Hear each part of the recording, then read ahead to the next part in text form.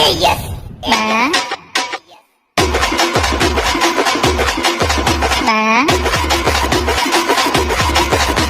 झालं राजा?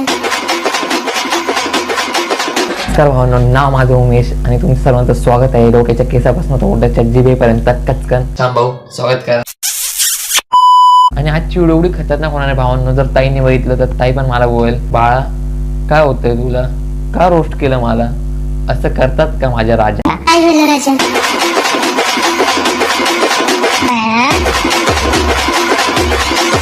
राजा